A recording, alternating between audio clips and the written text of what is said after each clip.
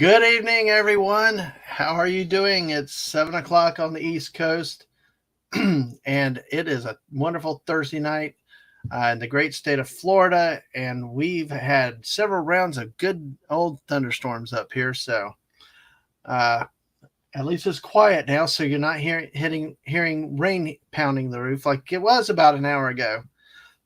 So, excuse me. So, well, hey, Florida, it's a jet. Uh, Jeff Dunham once was here in town and made a joke about Florida, the bipolar state. So, eh, you know, it comes here, it can change in a moment's notice. Hot, cold weather, uh, warm, dry, wet, you name it, it pops all around. And so it's crazy. We've got stories about that. But tonight is something special, something of a treat. You know, moving beyond just games and Fortnites and stuff. And as you've seen, we've had a lot. Like last night, we had a theme park chill chat. We've had some movie talks. Now tonight is something really, really cool and special. You know, I really like this, and I was really, really cool to find somebody that wanted to talk about this movie myself. The Miss and I have done some review, did one review, try to do more, but it's always good when you can find somebody out there, somebody new and fresh that's young, exciting, vibrant, and full of life and vigor, and really wants to go at it and talk about something. And it was awesome when this happened. And they talked about it on their stream repeatedly and hey, through the chat. And so this stream tonight resulted from it. With no further ado, let me introduce you all out here to the great, the incredible, the talented AFK Bard. How are you, AFK? Well, hey, man, no pressure or anything. No pressure. No, thanks for the invitation. Absolutely. Well, thank you for wanting to do this. You know, it was so cool the other day when you were streaming Fortnite on your Twitch channel, and you know, you started talking about it. And we had a conversation through the chat while you were playing, and you know that your excitement for the movie and all that came through. So, hey, thank you for wanting to be here. Oh, perfect. Well, it all works out then. Yeah. By the way, how's the weather where you are? Is it kind of like always dry, hot, warm, cold, or is it as crazy as it is over here? Our weather is a lot like London weather. So it's like overcast a lot, then it rains, but then there's sun. I don't know. It likes to hover around 40 right now, this time of the year. It's not very awesome or anything. It was sunny and then also rainy and then sunny and rainy today. So, you know, keeping it live. It's a little bit like us because I look out, the sun's out now. About an hour ago, it was dark outside. It was insane. But hey, welcome to Florida. You know, that's the thing of with this state, like I said, with that one joke. But you know, the funny thing, the Miss and I had one experience where we went once to a football game, and we, of course, it was like 85, 90 degrees in the first half, and it was hot as anything. A thunderstorm blew through, big thunderstorm blew through. This is back before the new softer days where they'll postpone games and delay them because of rain now in football. No, they went through all of it and all, but I tell you what, that thing went from hot, humid 85 to 90 to like lower 50s, upper 40s with 20-mile-an-hour winds in no time in the second half. So, and of course, the missus and I sat through the rain, no rain gear, we're wet, and the wind, no jacket. So it was a very cold and chilly second half. So, well, hey, that's a true sports fan right there. Well, I tell you what, I'm blessed to have the wife I've got. It's just amazing because not only that, to go suffer through that with me, but I don't know if I told you the story, but I've said it elsewhere about the time when Celebration was down in Orlando, and George Lucas himself actually appeared at by the way, I'll jump to this real quick because she remembers it. Yes, that was true. Well, we just had to hug each other more, but it's hard to hug up somebody else when you're both wet, though. Nice.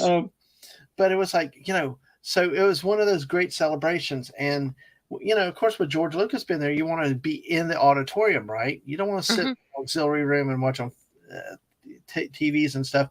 Well, we had my mother-in-law with me to watch the kids when they were young. Hmm.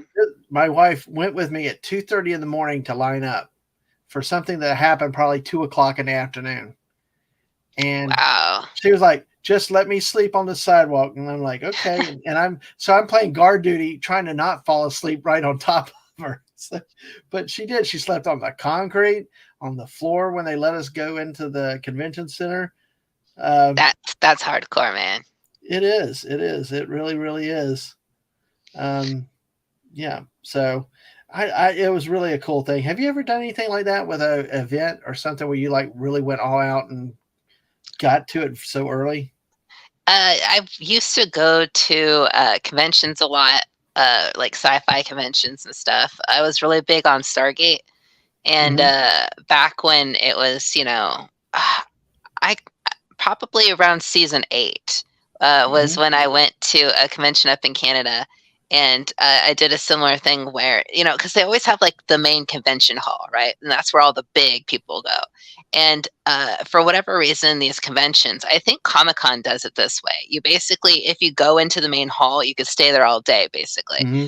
So everybody would stake it out really, really early. And then, like, they would try to stay there as long as possible. So literally every day, I was the hardcore prepper for my family, and I would go down Hmm. there extra early and just basically go in, get a spot, and I would stay there uh, probably for hours, and then they would come in and sit down, and I would go use the bathroom, and vice versa. And one time, I think the earliest I went out was probably like 2 a.m. to get a spot. But I've kind of moved on in those. I'm kind of in the different headspace now, where if I go back to conventions, I Hmm. like to look in like the dealership room. I like to look in the smaller places now, because I realize, you miss so much if you're just there to see the big people. Hmm. Yeah, there is a lot of stuff.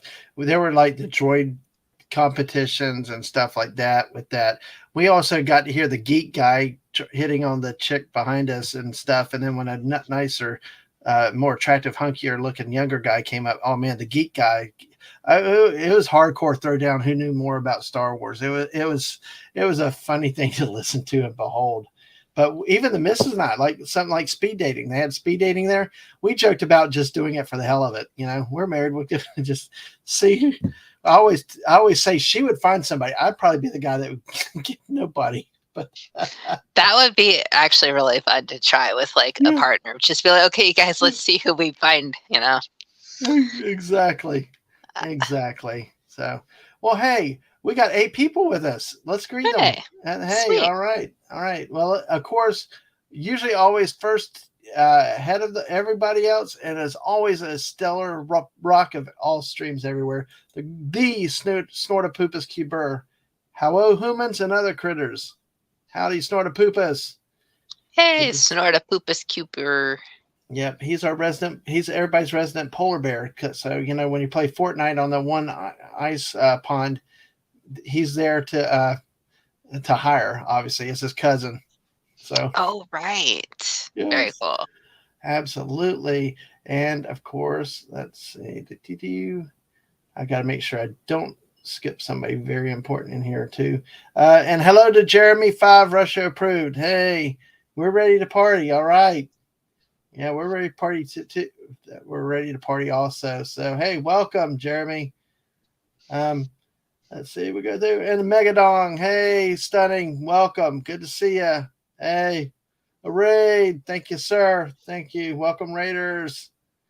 And Nice. got to say hello to the beautiful, gracious, gorgeous, incredibly talented Mrs. Dadman walking. Yay, Mrs. Dadman. I love the graphics that you did for this. Oh, absolutely. Yeah, she always does. She goes all out. She's really hardcore, very professional, and very, very talented. So thank you. I can, like we always say, I can't pay her enough. I pay her on Amazon, but it's still never not enough for what she does. Oh, and let's say hello to B from O. Hello, B from O.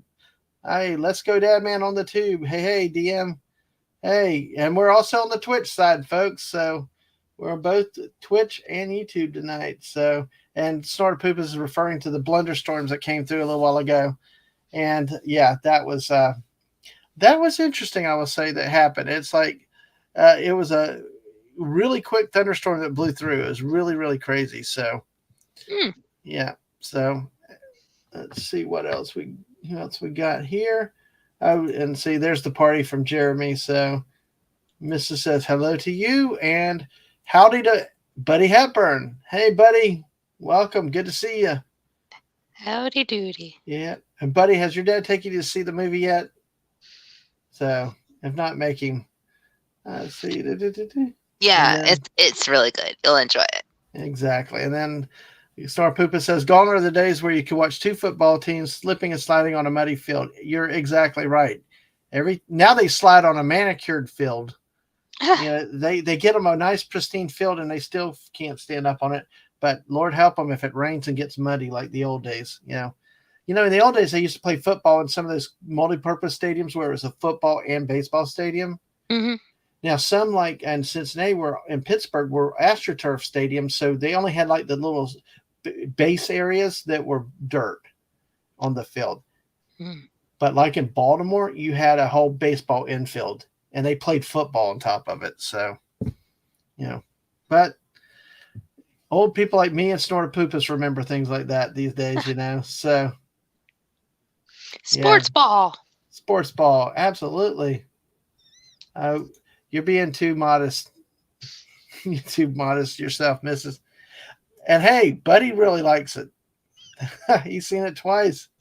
Oh, good. Absolutely. So, hey, friends, thank you for being here with us tonight. So, okay, let's talk about the movie a bit. Okay, when you heard, okay, let's go back to even before it was made. When you first heard about it, what did you think? Were you excited about it? Was it something that really got your interest, or was it like, okay, here goes another IP movie, or what did you think when you heard about the idea of it? I at first, like when it was just the announcement that they would be making a movie, I was initially hesitant because I know that people enjoyed it, but I really didn't like how they did Detective Pikachu. And I was immediately thinking, okay, it's going to be some really weird, like, interpretation of Mario, whatever. So I wasn't like excited for it like at all. But basically, when they dropped the trailer, is when I completely had a 360 or no 180. That's what it is. Yeah, complete flip flop. Yeah, that's a 180. 360, you end up spinning into the same direction. So right. So yeah, I did a 180 on the trailer, and I was one of the people who was kind of like they're trying to support the voice conspiracy, because I was like, I liked the trailer, but like as someone who like edits for fun. Like I was like, they did themselves a disservice in the first trailer because of the fact that they had very few lines that they used for Mario, and they felt like unnecessary, except for the fact that they created this issue with the accent, But I mean, I'm getting ahead of ourselves or anything. But so even despite the accent controversy, I was pretty much sold on it from there. But yeah, no, and I was really excited for it. But it was funny because I kind of went into a black void and forgot about it, and then suddenly people were like, "Oh, it's coming out in 3 days." I was like, "Wait, what?" So yeah, that was fun. Had to rush to go watch it, so I saw it on Sunday. Okay, so not on opening. The Mrs. and Ang went opening day. I guess Wednesday. They're getting weirder and weirder with these release dates of movies and stuff. But yeah, it was just they went opening day, and because they went to the AMC, their primary thing was to get that popcorn bucket. Oh yeah, that would have been. I wasn't even thinking about that, man. Well, I went to Regal though. I don't think Regal does the same stuff as AMC. No. That's cool though that they went the first day. I think Wednesday actually has to do with some sort of maybe it's old school, but I do know that like musicals and plays in like New York, Hmm. they start on Wednesdays or something. So like maybe it's somehow connected with the idea that the box office there is Wednesdays through Sundays. But I don't Hmm. know. I'm trying to sound smart, but pulling that one right out of the butt. But Yeah. what was your you know overall feeling on like the idea of a Mario movie coming out? It, it, I guess I was a little ambivalent, kind of melancholy. I guess ambivalent's the right word to use. And let me say hello to Balsette. Hey, Balsette, welcome. Welcome, everybody. Oops, dang, I'm destroying the house now. So, How's that? Do yeah, you feel represented by this movie? I hope you hey. do. You would think so, yes. You know, I I'll be honest. Like I said, I was ambivalent a bit about it because I really, I mean, the connection with Mario was more with the kids and playing video games, not as much anything personal. Because Mario, the whole franchise has been around forever, but I'm not. I was like just casually familiar with it. You know what I mean? And I don't. So I really had no personal connection with it. Um, except for the kids, Smash Brothers, the Mario Kart, the Ang and I always played Mario Baseball, Mario Party, and stuff like that. So that was kind of my connection. So really, it was just kind of just okay, cool. It'll be neat. I kind of like I was with Sonic, and just was not necessarily negative or whatever, but just not much excited. But as it got closer, I'm like, yeah, that's cool. Yeah, I've got to see it. Thing, that type of thing. I got a little more, okay, we'll see it. And I saw Aang's energy and excitement, and the fact that Aang and Mrs. went on opening day, wow, to get a bucket, it was kind of cool. It was really, really cool. So I was starting to get a little bit excited. Let me say hello to Theme Park Casual. Hey, kids. Hey to you, Woohoo. my friend, my big kid yourself. Um, so that's kind of how I did. I was okay with Detective Pikachu, but it wasn't as outstanding. Now the Sonic movies were different. I Mhm. loved the Sonic movies, and I was excited about them. And so, you know, I was cautiously optimistic. I try to go into every movie nowadays with no expectations and wait to be pleasantly surprised. That's a So good way to do it. yeah, yeah. I hate to say that Rian Johnson really ruined my expectations of anything. So I have to set the bar so low that I'm happy these days. Uh, Yeah, yeah. I'm gotta say, the the Detective Pikachu and also Sonic. See that's where like I feel like they're kind of different beasts in a sense because they felt like they were characters that you knew that were mm-hmm, placed in a world that wasn't their original world. At mm-hmm, least like that's kind of how I got like because like the Detective Pikachu like that necessarily did not happen in the video games, but you right. recognize the Pokemon because they're there, and then there's like the random plot that has nothing to do with the game, and then but it's fun. Like I agree, like I Mm-hmm, enjoyed it as a movie, and yeah. likewise with Sonic, it's like I love the characters. It has all these things and good like family dynamic, but it's Mm-hmm, not in the Sonic world, and so it's like when I saw the trailer for Mario, that was like the first like big yeah. moment of like, oh, because it was like it wasn't just like they're somewhere else with the Mario characters. It's like it's the Mushroom Kingdom, you know. Mm-hmm, Uh, so it's like I don't know. I guess if you're looking for like a good movie, regardless of like the adaptation wise, like I will always say like I think kids will enjoy Detective Pikachu, and I think that Sonic the Hedgehog is a really good family movie. mm-hmm. And I feel like Mario is just perfect.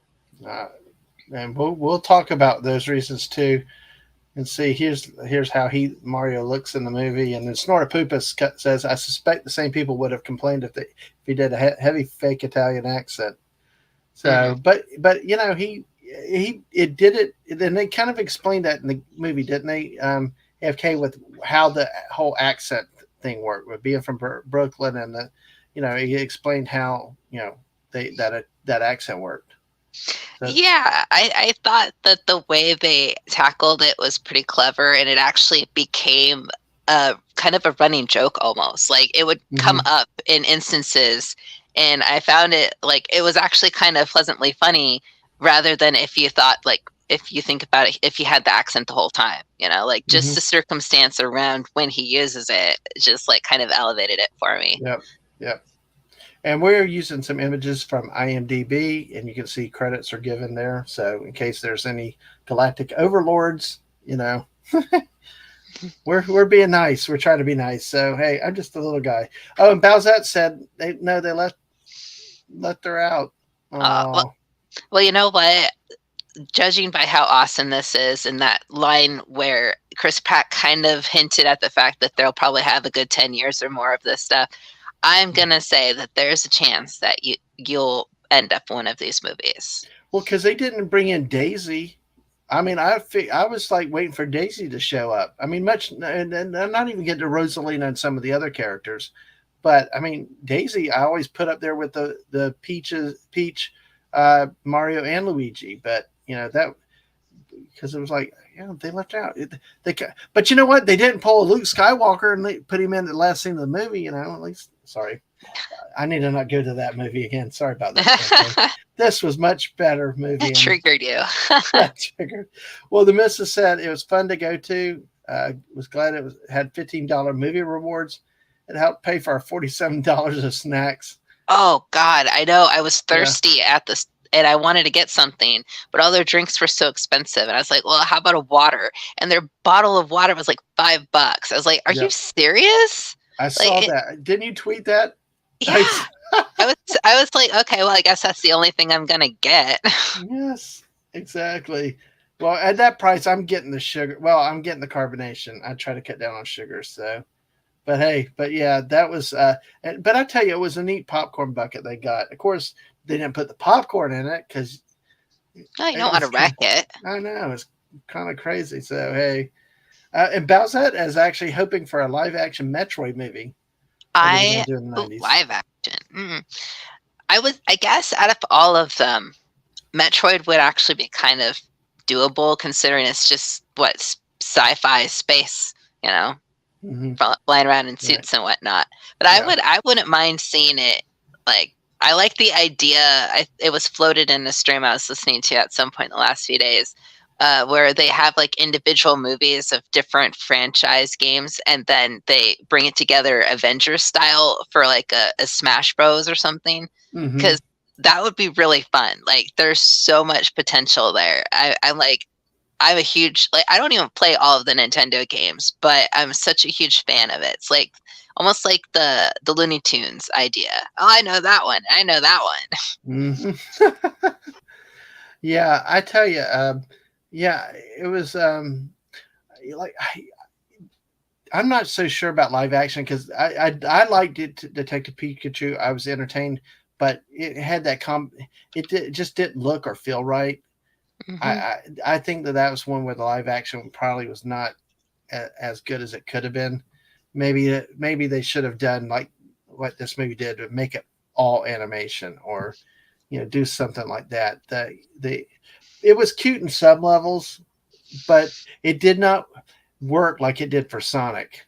Yeah. Sonic just pulled it in, and it was like I don't know how to explain it. I don't know what the difference is between the two, but it just seemed like one movie it worked, one movie it didn't. And from what I know of Metroid, yeah, that would be because of that sci-fi aspect would seem to be something that you would want to do. And let me say hello to Bone. Welcome, Bone. Hey, good to see you tonight.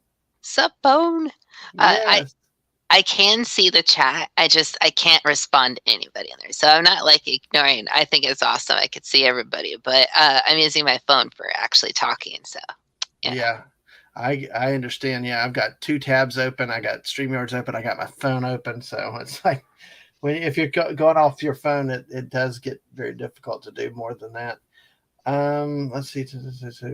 Just check catch up a little bit of the chat real quick because they were talking. Bowsette liked Sonic, said Sonic was great, loved both movies. Kind of pissed they didn't use the Death Egg March at the end of Sonic 2. So, yeah. I'm so game for more Sonic too. Like that, like whatever they're doing right for Sonic. Because at the end of each movie, I was like, I want more. Mm-hmm. Yeah, and I forgot there is a Super Mario Brothers Super Show. But like I said, yeah. you might remember more of that. I like I said, I was not the Mario, the Nintendo stuff growing up. Well, I was an adult at that time, really, and even though I was familiar with it, was not probably as much as connecting. Like my Star Wars was when I was a kid, and those type of things. Then, so it might be generational. I played. Sorry, I played in quotations the original Mario games, but I was kind of too young to actually be able to like be any good at them. So like my jam was the Super Mario World. Mm-hmm. That was mine, and so like yeah, because that's what it was called, right? The one that had Yoshi in it.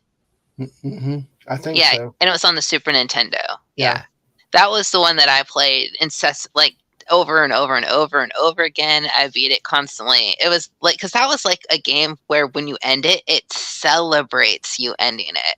And like you could go back through every single level in every world with the characters as they're celebrating. And you're like, oh, I remember that place. And oh, I remember that. And it like even goes through all of the monsters and introduces them by their names. And it's like that game really cemented my love with Mario, because it got you on like interpersonal relationships kind of with all of the different monsters and characters and stuff. Mm-hmm.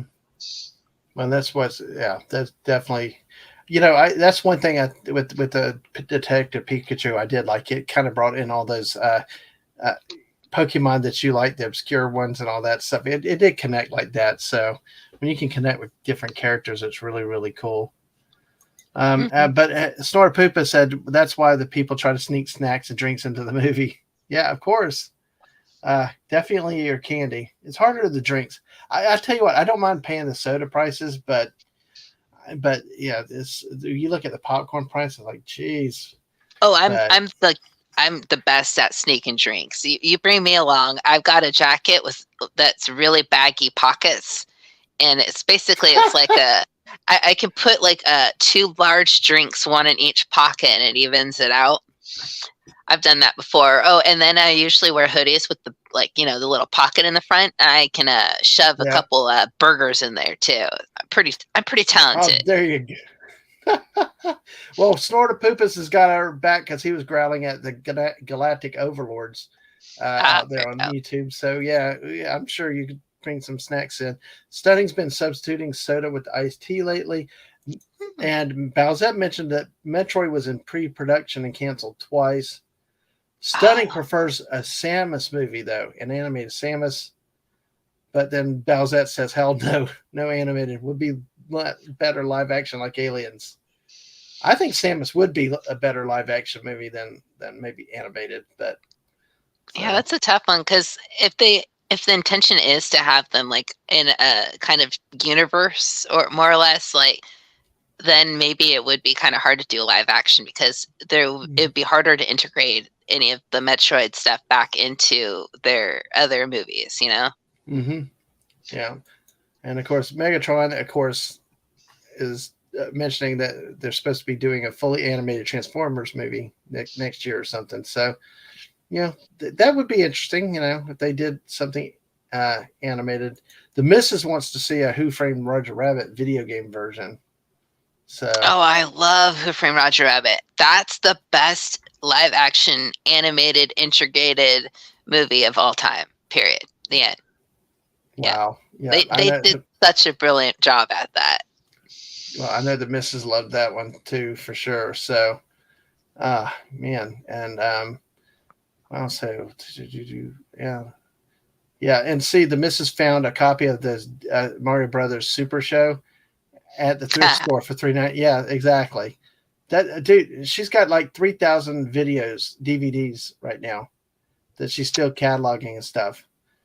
That's Right. impressive. Well, and the thing is to get the physical media. That way, you really own it, and it can't change on you. And but the thing is she'll go to the Goodwills, thrift stores, buy like 5 for $3.99. Or she once went to one warehouse that was all screwed up. She reorganized their whole inventory, spent Oh, like 8 Jesus. hours that day, and came home with like 100 videos. But she was happy. At least I was left home during football season, so that was Oh, boy. okay. And there's store poopas of Sonic. And the conversation the other day about fast food, the Burr sisters sent me some gift cards for Sonic. The game's afoot. Well, we know which way you're going to be driving next time on those 3 routes, Snorter Poopas, with those cards. Yeah, And Sonic it's an okay restaurant, but there's a lot of other ones that I prefer. I know. It's all good. Hey, they got anything ice cream? I'll stop there. Brian Hepburn. Hey, Brian, welcome in. The father of Buddy, by the way. Super Show Oh, had Captain Lou Albano as Mario from late 1989. Lou Albano was everywhere in the WWE, Mario. It was just, kind of cool to see him out everywhere. So, all right. So, let's see. Okay. All right. I just saw a chat. Okay. Well, and get back to our movie. Because I love going on rabbit trails and side things. Let's talk snacks. Let's talk production styles and stuff. And I think it's a good connection comparing this one and with like the way Detective Pikachu was made, Sonic was made, where we see Sonic and Detective Pikachu. Yeah, the live action may not work for one, but not the other. But those movies may not have worked in animated form like we saw here. And really, the animated form of this was just outstanding. What do you think with the quality of the animation? I don't mean the graphics. I probably use that word improperly. But what do you think of the animation and the quality, the colors, and the vibrancy of it? boy, it's really hard to encompass it in words because it's like watching it at some point I was having the feeling I was like, okay, if I feel like I am watching the video game cinematics, kind of like the idea that I'm watching a video game without having to play it. But that does a disservice for the animation because like it's so high quality. Like it's like so smooth and shiny, and like the lighting and the shadows on it were like so well done. I was just looking at like Mario standing somewhere and turning from side to side and just like the way the shade falls. And it's just like, I don't know. It was beautiful. I think it was one of those like, granted it wasn't made for 3D, but it was kind of like a Pandora. Is that the planet? Like the one with the blue aliens. Pandora. Yeah. So it was kind of like that effect for me, where it's just like you're kind of taking it in here and there, and then at some point you're like, wow, this is like a really beautiful world that's kind of just like seamlessly connected. Did you see it in regular 2D or did you see it in 3D? I saw it on IMAX screen. IMAX. Okay. But it wasn't like 3D or anything. We watched the standard screens, but yeah, I mean, sure the IMAX made it even better with the sound and yeah, I would love to see IMAX 3D. That would be like, and I wouldn't drop money for that though, unfortunately. Oh, come on, YOLO, like you say, YOLO. You got me. YOLO. Yeah. Go, hey, like you said, you're going to go see it with your niece again, but you know what? Go just by yourself one time where you can go all expense. You go 3D IMAX, you get that daggum large Coke or Diet Coke or whatever, and that large thing of popcorn. Yeah, drop $10 for a small popcorn. No, it's not that bad, but that'd probably be a medium popcorn, honestly. Hey, hey, whatever, popcorn's popcorn at that point. You get it there. So hey. So, like we talked about the colors and the vibrancy, and, we saw a number of different things in there, especially with the mushroom world. The mushroom world was really trying to find an image to bring up of that real quick. I mean, we had all kinds of different colored mushrooms and stuff like that. It was really, really,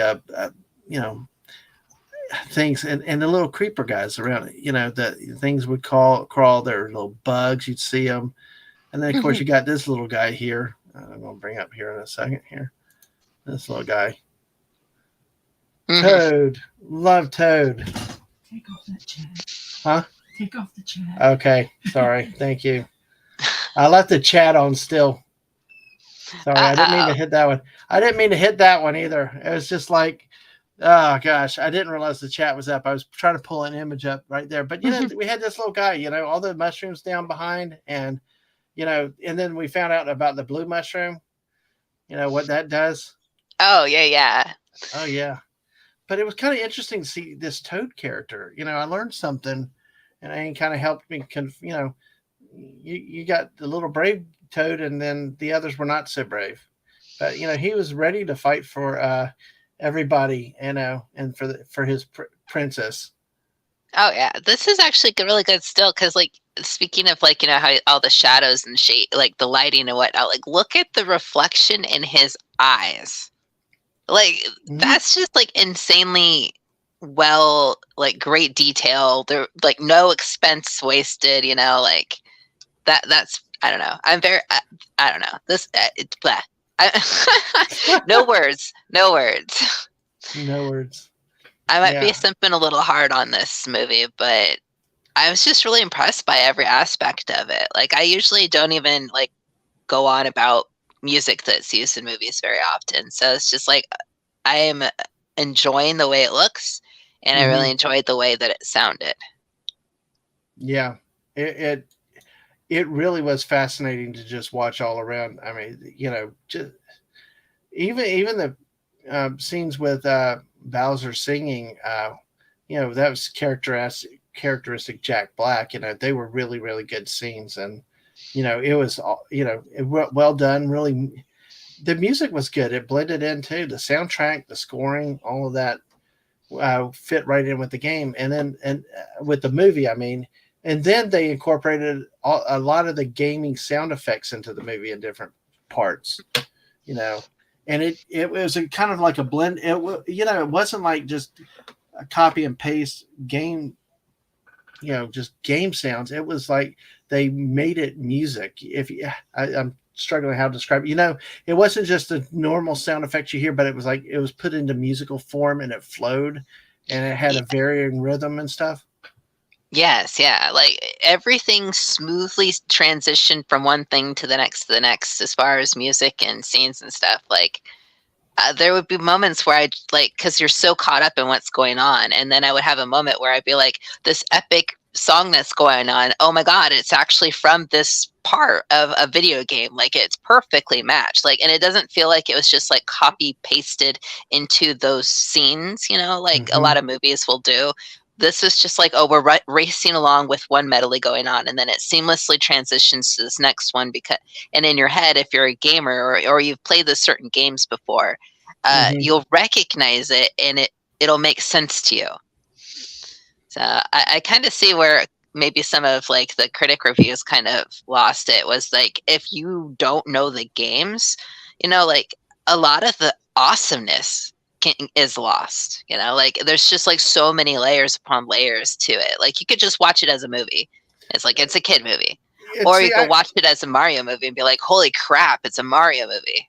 But see, I don't get that type of complaint, because I would if that criticism, because see, I was not familiar with a lot of the Nintendo games. Yeah, of course, obvious Mario Kart, Smash Brothers. But there were other there were other game references throughout that I just loved watching it. To me, it all blended in, even if I didn't know the particular game. This to me was one of those movies. Now I know everybody has an opinion. My dad told me opinions are like buttholes. Everybody's got one, but it's just, this to me was a movie that you really had to look to find something to get picky about. Absolutely agree. Because to me, this was just, I mean, you talk about respecting the franchise, not bringing in outside messages, not just so much there. It was just, you could escape and you could leave the world behind, It's a lot like the Sonic movie was. And I will tell you, I think I put it on Twitter the other day. There are two movies I've watched this year that I truly love the best. And all respect to John Wick 4, which was awesome. Two movies that really have made just a time where when it's been stressful and crap that I could just go to the movie theater, laugh and have fun was this movie and Cocaine Bear. It Nice. doesn't matter. Doesn't matter. Because you know what? It's the escapism. It's the fun, the laughter. And I want to think that I could have actually gone and enjoyed this movie too, even if I didn't know about Mario Kart and a lot of the other things that were there. Mm-hmm. Oh, and let's say hello to Prismatics. Hey, Prismatics, welcome. Sup? Hey. And we got 11 people watching us now. Hey. Hey, make sure you like that, hit that like button, sub to the YouTube side if you haven't, follow us on Twitch if you haven't, and bring your friends, or as somebody in the chat said, drunks and neighbors, friends, and all, and let's ride this party. We'll get to 250 and 300. Who knows how soon? But thank you. Good to see you tonight, Prismatics. And I got the great AFK Bard with me talking about the Super Mario Brothers movie. I do want to hit one thing on the popcorn though, real quick. As we talked about earlier, Mrs. says we say the popcorn is nasty good. So, yep. yes, The exactly. greasier, the better. Exactly. And I know I've hit a few stale. You know where I usually run the stale popcorn is not the movie theaters because you usually see it pop, but the city stadiums. You know, with the athletic events and the concerts are.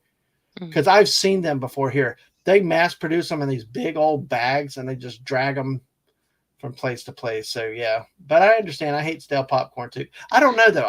I will, when we bring leftover popcorn, I'll still eat it 2 or 3 days later. I don't know if you do. The best time to get popcorn is midday at a theater. If you're going in the morning or you're going in the evening, don't order it because generally if it's in the morning, it's like pulled over from the night before, or if it's in the evening, it's likely, been there forever. So yeah. Just a FYI. Well, look, snore poop is criteria. If you don't go through 10 napkins eating popcorn, it's not good. So napkins. Now you're putting too much effort into that. You ought to see the missus grabbing napkins. It's like 3 inches thick. But Tabasco popcorn, wow. No. I feel like it's spicy. That's probably pretty good then. But yeah, I'd never heard of that before. I like caramel. Yeah, you like caramel popcorn? Yeah, those are good. Is there what? Oh, we're okay. I got you. I remember caramel popcorn now. Yeah, it's kind of like that's actually kind of a cool taste. It's like Cracker Jacks. Peanut. Yeah. Well, Brian says didn't like the real world songs. Don't care to ever hear Beastie Boys in another film too. Yeah. I think they did use a couple of the real world songs in there. I thought that they kind of fit in okay, but really when they got on the Mario game songs and those variations really were really, really cool. So, but I got you. I know Beastie Boys. Yeah, they've been almost every movie out for quite a while. I blame Star Trek 2009. There you go. You all sabotage. Beastie Boys is edgy. Yeah. But no, I agree with that.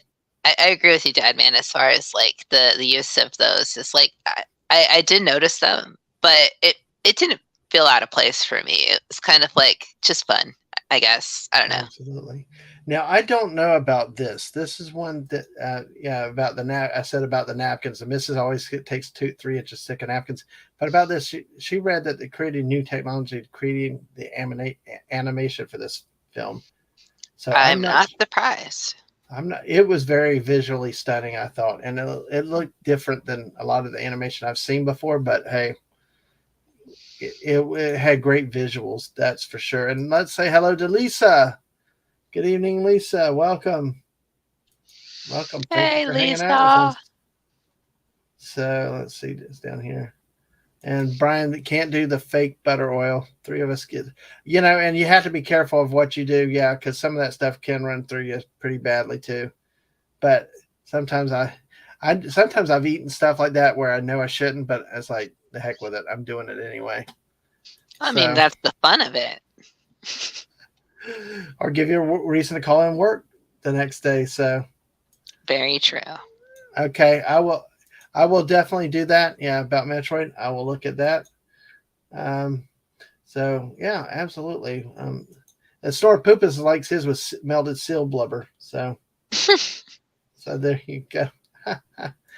Oh my goodness. And see, you know what's kind of cool is we also saw different parts of the Mario world with different types of things in terms of the types of Mario. Like, you know, he'd hit the power up and then he'd grow, and then because they kind of picked on his shortness and stuff. Because, you know, little Mario, you know, Mario was short, then he gets the power up and gets taller.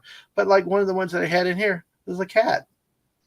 Mm-hmm. A cat suit, you know. They had a cat suit. They also had the fire fire flowers where you could illuminate and throw fireballs all the time. Yeah, they replication of some of the games with the obstacles and stuff. Mm-hmm. Yeah, like a little bit of a special power from each game, more or less. I think they had like the fire power. They had the Tanuki from the third. And yeah, the cat from this. Gosh, yeah, I love it. I think the only thing they didn't do was the super big power up, like that makes you like really big. Mm-hmm. We had the flowers, and they also had I call it Bullet Bob. I know it's Bullet Bill, but Bullet Bob because I drove the kids mad, always calling there is Bullet Bill, Dad. But I was like, Bullet Bob. Bob Hayes was a running back for the Dallas Cowboys in the 60s, 70s. So his name was Bullet Bob. So that's why I kept calling him Bullet Bob to drive the kids crazy. So, and yeah, Prismatics is saying the cat suit is from Super Mario 3D World. Yeah, I remember that. That's the first game they introduced that also had like the clear tube thing going on, I think, right? Because that bugged the crap out of me. Mm-hmm. I would get lost trying to go through different clear tubes and whatnot, and then the cat was used when you like walk on walls and stuff. I don't know. It was fun. It was very cute. They tried. No, we didn't see the fox one with the flying tail though this time, but you know, you never know what will happen for down the road either. And Bowsette, did you know Nintendo changed the name from Magic Mushroom to Super Mushroom because of drug use in the U.S.? That's interesting. Would not be surprised, but I feel like they would still refer to the same thing as a super mushroom over here, you know, you catch my drift.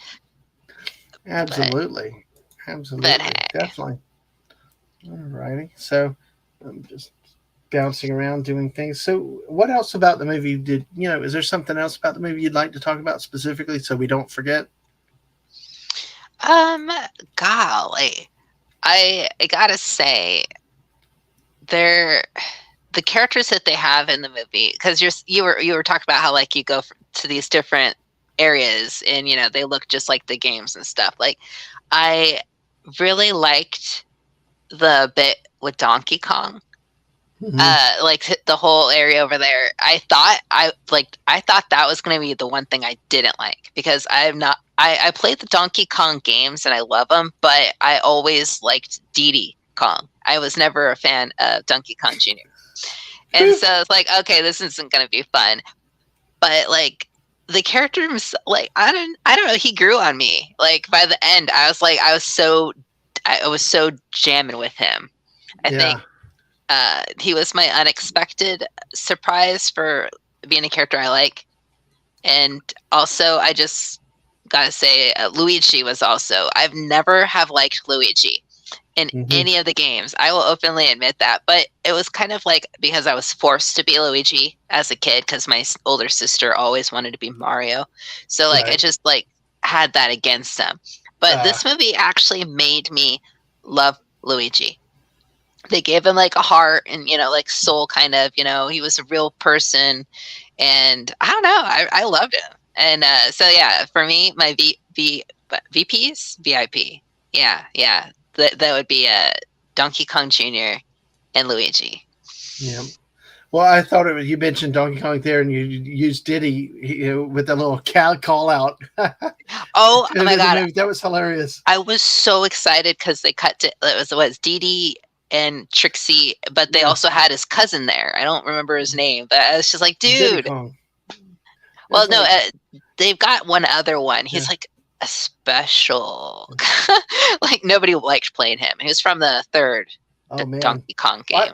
I just like the way the Diddy Kong got the shout out though. It was like Yeah. that was out of unexpected. You got a whole crowd there, and they're like, oh hey, he's there. So but it was I thought it was a cool thing. But you talked about like with Donkey Kong. I really like Bowser. What they did with Bowser.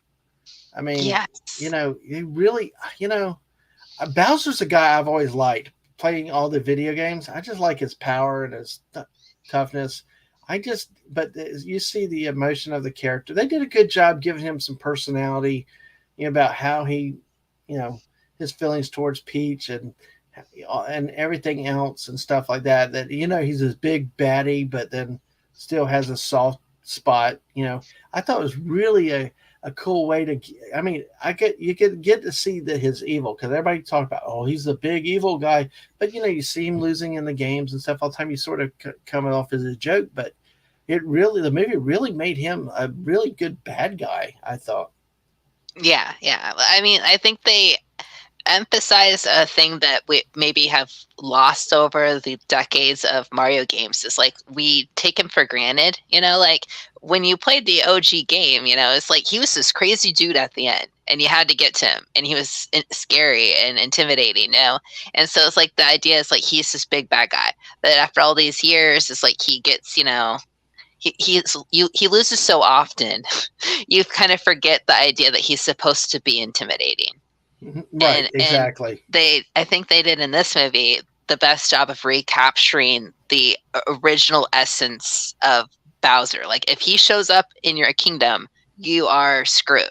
He's going to take your princess and he's going to burn you to the ground, or I guess back in the day, he might also turn you into random things. Yes, and that's a very good point, because I mean the opening scenes. Let me take him down here, because I know in the opening scenes when they go into that one kingdom with the ship, it was let me see, it was really good on two different fronts, and I'm trying to find one of the images real quick. Yeah, here's one when I thought these were cute. These guys, they're ready to fight. You thought that you submit. Yeah. He says that to Bowser is like, what? It's like, but yeah, that was hilarious. I love that spirit of the fighting too, with that, and it just was really, really cool. But that scene bringing in with the Bowser's castle coming in, it's like you saw the dread, the fear, the darkness, and yet you had the little guy here standing up to him, but you also saw Bowser these guys were small compared to him, but it did also give respect to Bowser and the Koopas and things like that, because one of the things that I see when I played the games, especially when I played the Mario baseball, I like the Koopas, and some of the Mario Kart racing, I like Koopa Troopa. I just like Koopa Troopa. It just they're cute, but look at this. They made them cute, but they made them a real army. They gave them some credit and stuff. They made them like a force, a real army. Of course, you had this bad wizard guy. Oh, I loved him so much. I loved everything about the Koopas. Like, I mean, the idea that you jump on them, they'll come back. When you kill them, they actually turn into like the Skeletroopers or the Bone Troopers, or whatever they call them, right? Right. Skeletroopers, yeah, that's what it's called. But oh god, and then the noises you're talking about, the seamless sound effects. Whenever the little wizard would pop in and out, like I knew that sound from when he did it in the games. It was just like it was so perfect. Oh wow, yeah, I didn't know that, but that's cool that you could notice that. Yeah, like back in the game, the OG game where he was in it, whenever he teleported, he would have like a little noise, and like you could like kind of telegraph where he was going to be based off of the noise. Mm-hmm. But Magic Koopa. Yes, thank you. Yeah. Yeah, Magic Koopa. Yeah, Magic Koopa. Yeah, it's. I see. We had some of those in the baseball game too, and stuff like that. But this kind of give me this. What was, and that's where I say that I don't think you have to know all the lore and stuff like that to be able to Mhm. enjoy this movie, because all that stuff. I mean, I knew who they were. I knew the characters. I knew there were some story and connections, but I didn't know all the details like you're saying here. But you know what? I still enjoyed the movie. I mean, they pulled it together. You knew he was the leader of the Koopa troops. You knew the Koopa troops were like just the little foot soldiers, and yet you know you still feared them because there's so many of them, and they were coming after you. Oh yeah. It's like all kinds of. You had the dead troop, the Skeletroopers, I guess, the coming out after the ground after going at them, and you know after Luigi and Shy Guys.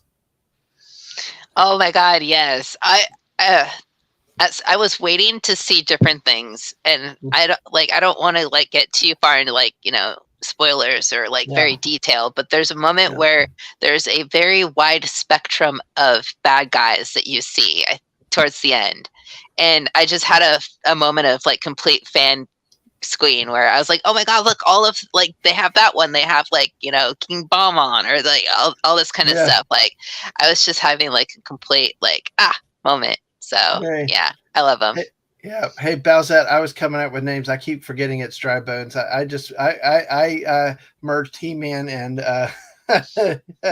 Oh, see, I'm going off of I'm remembering it from the Star Bomb album that Game Grumps did, where they refer to them as the Skeletroopers as the only ride home when they're talking about it being. Oh, you know what? It's an inappropriate song, but yeah. Yeah.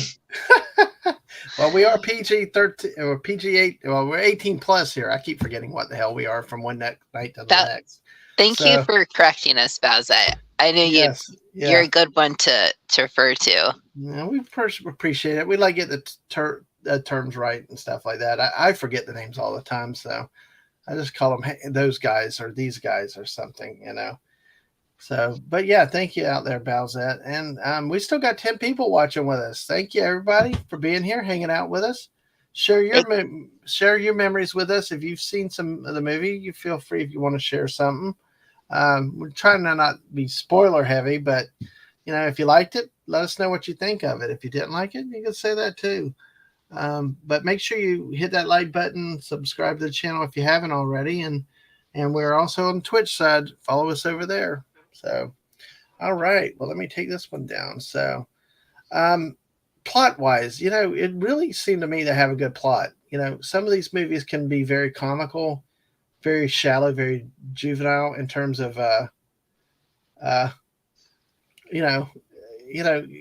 not well developed. Very insulting, very surface level. Mm-hmm. I thought this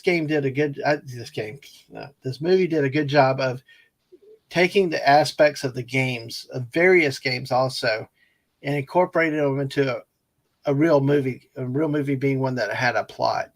Like I told you with Cocaine Bear, surprisingly had a plot. You actually cared about the characters. This thing had a realistic plot. The bad guy is doing this for this reason, and at the end, the good guys come together and fight. But it had a good plot. It was not just mindless, stupid. It was not like just a SpongeBob movie. I love SpongeBob. Don't get me wrong, but it really had a good had a good plot to it. And all the devices moved that plot along well. What did you think in terms of the sophistication of how they made this movie? Yeah, I know. I completely agree. I think that the all of the characters felt like they had a reason to be there. Like their reasoning and made sense to me. And it wasn't the same, which was, very cool. It wasn't your stereotypical, just like, okay, hero here, do this. It's like, well, the hero's doing something, and this other thing is also happening, and it just so happens that like they have the same end goal. So it's like the way that it happened, it was very easy to understand. It didn't feel like shoehorned. And I don't know, even because like there's certain times like when you come across like movies where a character is like forced to do something or whatever, and it just doesn't feel organic, and like just like based off of the character personality that they gave Mario, like the decisions that he makes like all throughout the movie make sense. You know, like he doesn't just randomly decide to do something and catch you off guard or like just do whatever. It's just like his motivations lead him to do this. Likewise with Peach, like she has specific motivations that have her acting certain ways too, like how she treats Mario. You know, like she obviously wants to be serious about the mission and she's testing him, but she's also, you see her, the soft side of her, because she's still understanding and lenient. You know, she's not gonna be like the hard ass. Sorry if I for swearing. No, but go ahead. But so I don't know, like they just felt like very cohesive, and you have it from their side, but then you also have the other side of the story, which is from Bowser's point of view. And I thought that was it kind of like felt like the Eggman of Sonic. Whenever you cut back to Bowser, you're just going to enjoy whatever's going on. At least that was for me. Like, and it was weird because like Bowser's so in character that I didn't know what they would do with him. Right. And every time they cut back to him, they're like towards the very beginning when they started doing it, I was kind of worried. So like they cut back to him and I'm like, oh, what are they going to do? And then I just enjoyed whatever they did. And then the next time they cut back to him, I was kind of like, oh, what are they going to do? And then they do something perfect, at least in my mind. And then so like by the end, I was just like, I knew whenever they cut back to Bowser, he would be acting or doing something that like entertained me and I approved of. Like they kind of like earned my trust in the movie to the point where like I understood what he was doing, his motivations, and then going back to like Peach's and Mario's.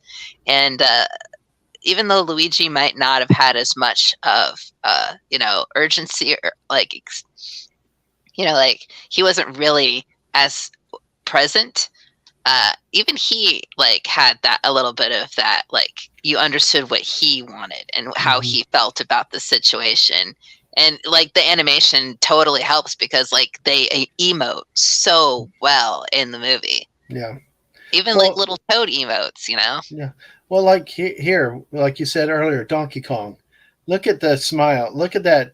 Oh, look God, at the eyebrows. I love him. Look at the eyebrows. Look at the mouth. I mean, you see he's like in the scene, he's like, yeah, I'm going to get you and all. But you know what? Like with Bowser, it's the same thing. He was fighting off a thing of being prejudged by other people. And he just wanted to be understood, or, he had his own little journey in there and it came through. It came through very well. It wasn't overdone and it was believable. And the character really developed, I thought.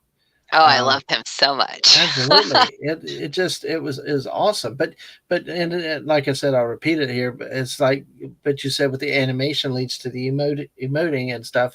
And look at the detail. I mean, that's not giving a crap. I mean, that's determination, that in the face. And I just, everything you said spot on right there. I think it's captured in this photo because of how good they did that. Man, you can even see the wood fibers coming off the bottom of those kegs. Like that's serious animation right there. Yep, absolutely. And Mrs. said that family is represented in Mario's bedroom with a poster of an upright polar bear and sunglasses, which is the enemy in Ice Climbers. Oh, there you go. I've never remember Ice Climbers from Smash Brothers, but wow, wow, how you got that. So and you kept them within their character personality too. Yes, so absolutely, Yowzer's best. So, but yeah, it's all this stuff goes into what made this movie so great. Obviously, we think this movie is great. So, and of course, then there would be little surprises for you. Like, and I'm going to show one right here, and I'm not going to talk about it because you know which one this is. Because if I say much about it, it would be I would say this one is not necessarily the anti-hero. It's kind of the smart-ass comic in the back, or it's the comic relief of the Dark Side comics, I guess, I'd say what it is. But go see it to see for yourself. This little cutie here.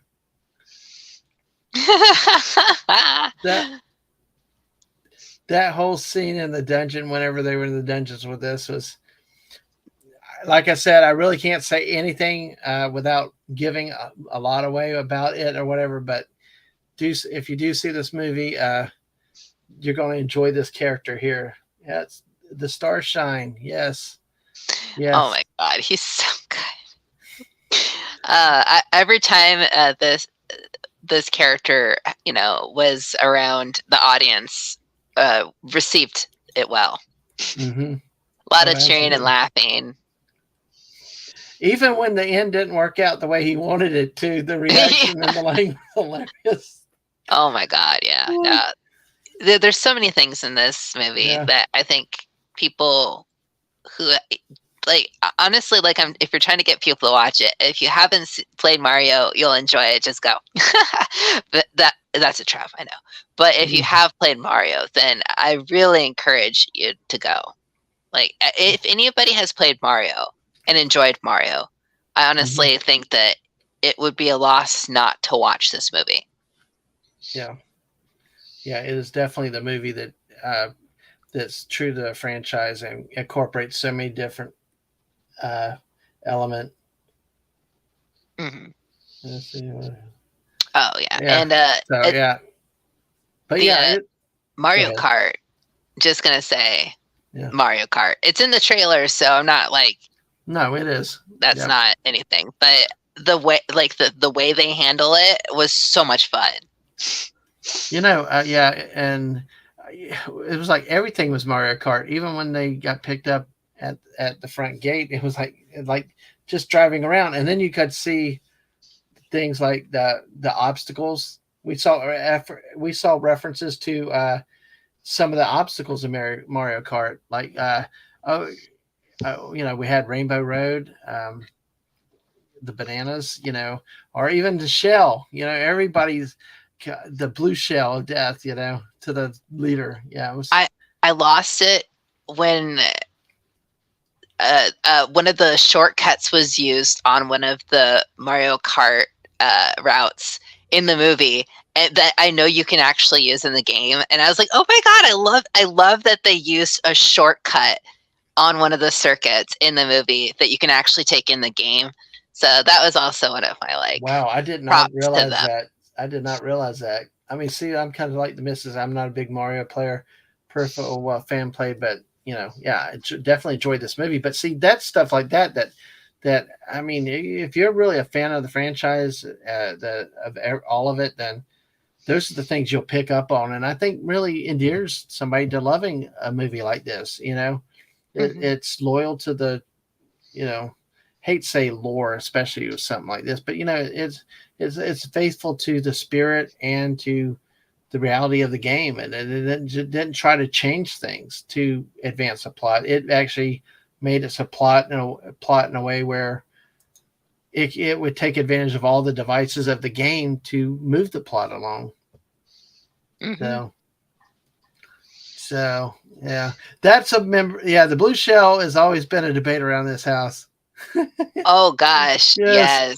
Many fights have been started because of the blue shell coming out of nowhere. You should do there. You know how you can customize the stuff you use. I've watched people where it's blue shell only. That is pure insanity. If you have multiple people playing, make it so you only have them, because then people have to get really strategic on how they use it. Yeah. See, here's what's seen from, when they had to get vehicles. So you see, and they showed them buildings. So it's actually cool if you like to do that thing. And I won't say it, but the detail of how you build your vehicles in Mario Kart was kind of referenced to in this. You remember that part, right? Yeah. So it's really, really cool to watch this part, and this stuff. And but again, back to the point of the detail of how they stick to things that are in the franchise and are in the games themselves. So I'm sorry, I keep using franchise. I know they're games,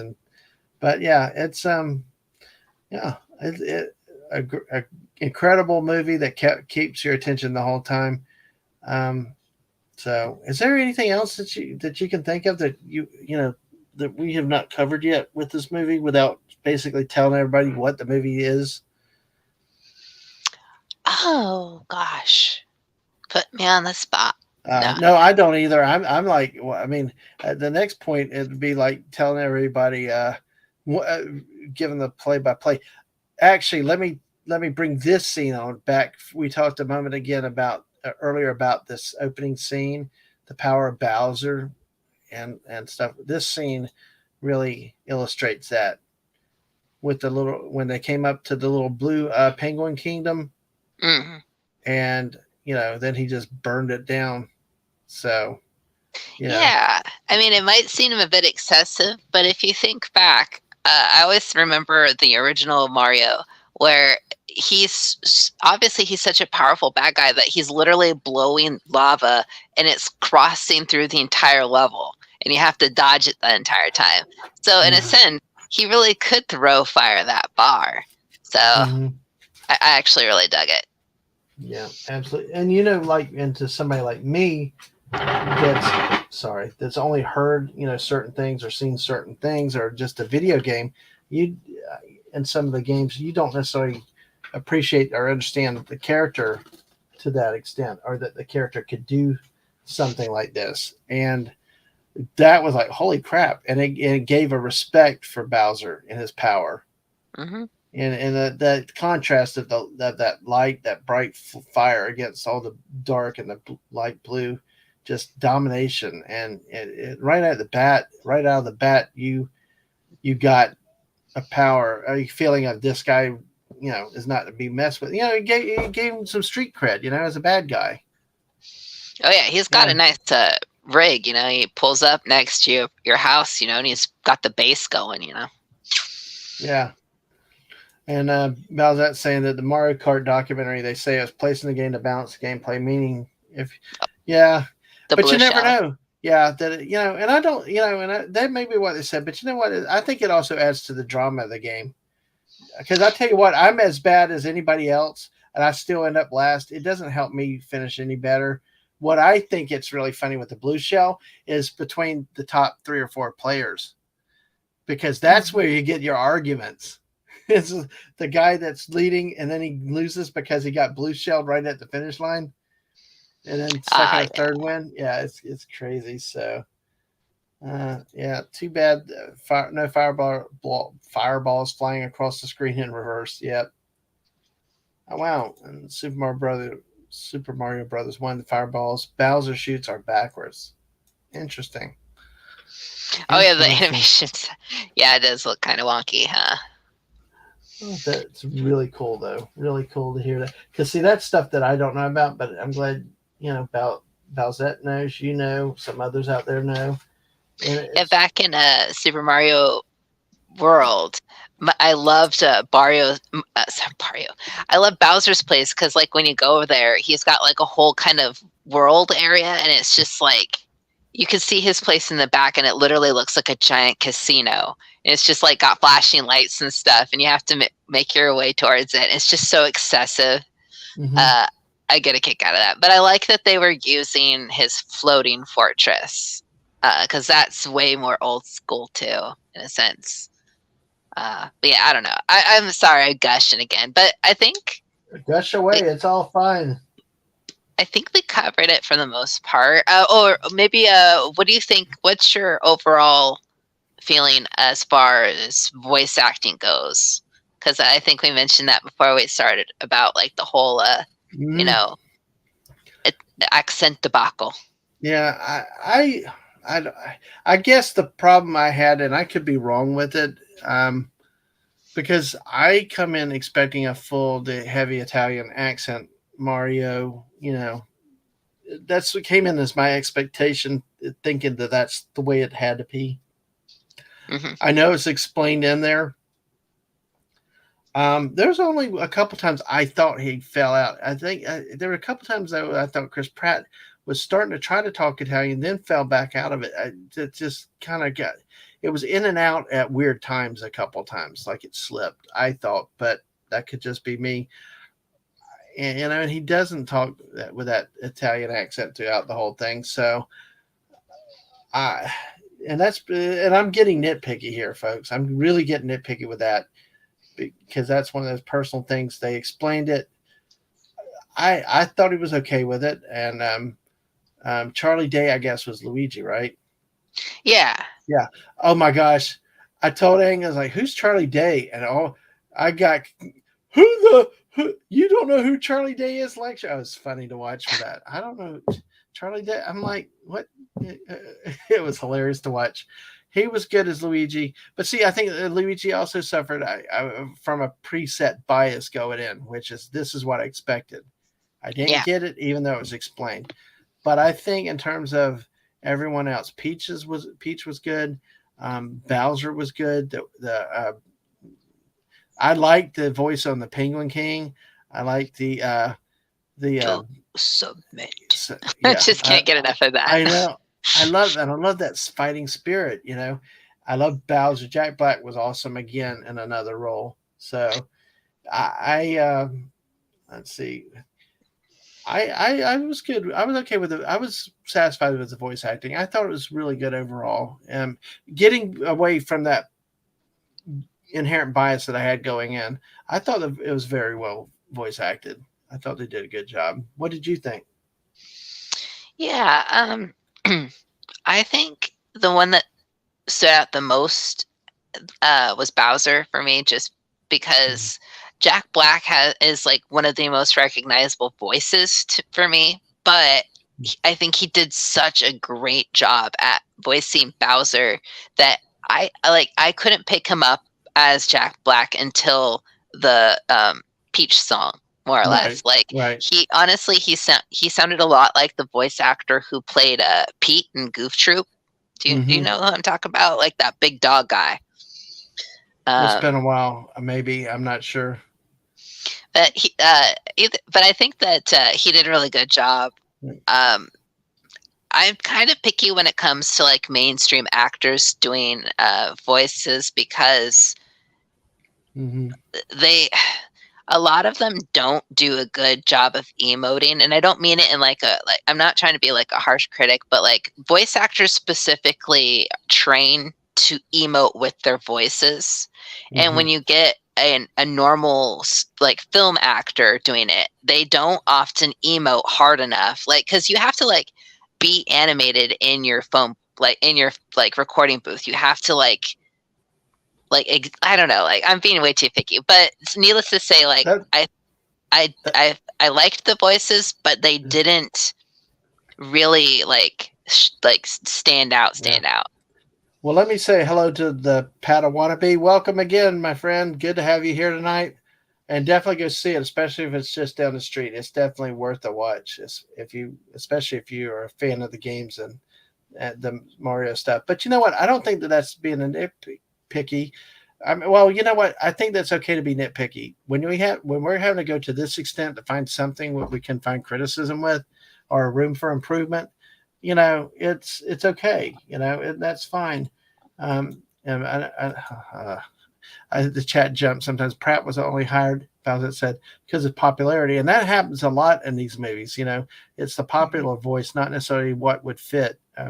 Charles Martinet would be more of a normal voice, not the gameplay voice. And then Bowsette agreed with you, saying exactly, Bard, watch the behind the scenes of Kung Fu Panda. Exactly. So yeah, I honestly, like when they started doing this, like it used to not be a thing. Like when they started announcing like a big actor doing a voice for a movie, like I actually was upset like for a while until I was like, fine, I can't be annoyed every time, but like in my head I'm thinking there are actual like voice actors out there, who like this is their profession, who like are, I would say there's always going to be somebody better than just a regular screen actor. I know. Right. But I just feel like they get cheated out of like really good roles. Yeah, for some reason. Now, who's I know Bowsette had mentioned the name Charles Martinet. Are you familiar with that name? It sounds familiar. I'm guessing that's voice actor. Okay. Yeah. No, that's the original Mario, right? Oh, that might have been. I think. Well, wait. But see, let me go over to IMDb a second because Ang told me something with that. Let me see. Charles Martinet was actually in this Oh yeah, game yeah. as, I believe, the father. I think Oh, okay. Ang called that. Nice. Let me. I'm trying to get confirmation on that. I know that he was in this. I'm just trying to get it to.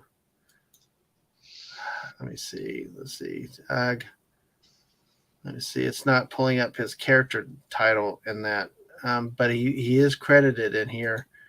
And because I'm in the photo gallery. Okay. Give me 1 second. Let's see. Hey, we're onto something.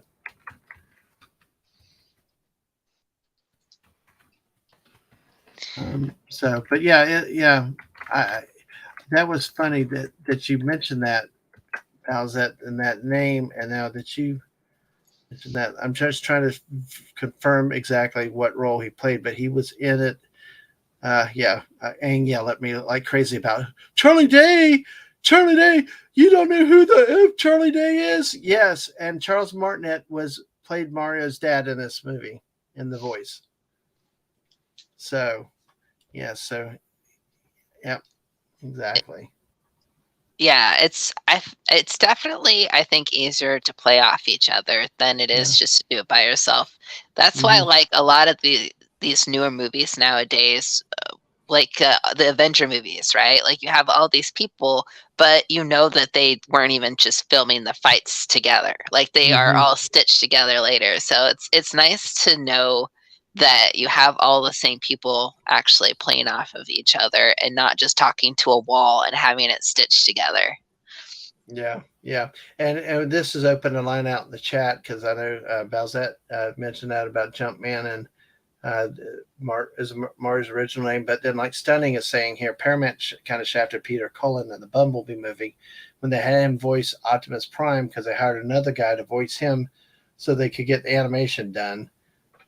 Oh, geez. It continues so that they didn't have to pay Peter for more than a day's work. So, wow, that's so and nice. what he points out, so that's why Prime sounded kind of off in the Bumblebee movie because Peter had to imitate someone else who was imitating him. That's so weird. That is crazy. Yeah, that is crazy. And here too, Pat Waterby says, I think the big reason why they record with multiple actors in a room now and not each individually, probably for that emotion, for to get that back and forth. Not everyone was Robin Williams back in the day. Exactly. Oh yeah, I love really old dub jobs too, like old animes and things that were dubbed in the 80s or something. They're just like, you can tell that they weren't like, back then it wasn't really a profession, right? So like sometimes they would just have random people in the dubbing office do it. There would be like a kid like that somebody probably had, and they'll be reading kids lines, but they'll have like no emotion, just be like, oh no, that's terrible. And it's just like they didn't care.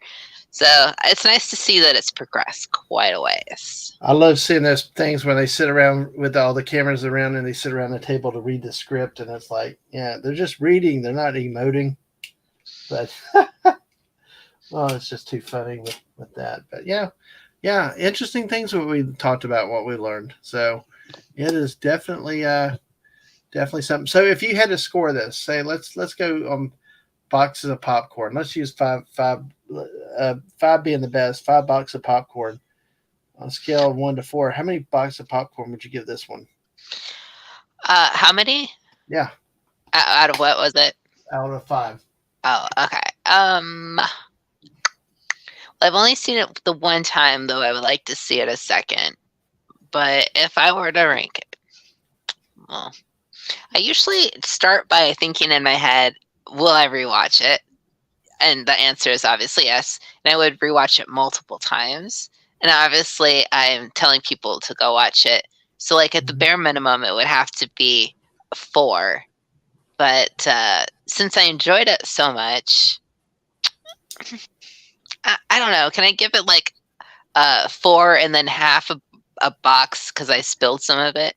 Yeah, sure. Yes, you can. That is perfectly fine. You can do that. That's okay. Yeah. Yeah, absolutely. That's okay. It's okay. I will. Let's see, and I will. Before we go back into some of the chat that's going right now, is that the to me, I was highly impressed with the Sonic movie. I will tell you that that movie was restored my faith in kind of some of the other things. Like I said, I was not bad with Detective Pikachu, but it was okay.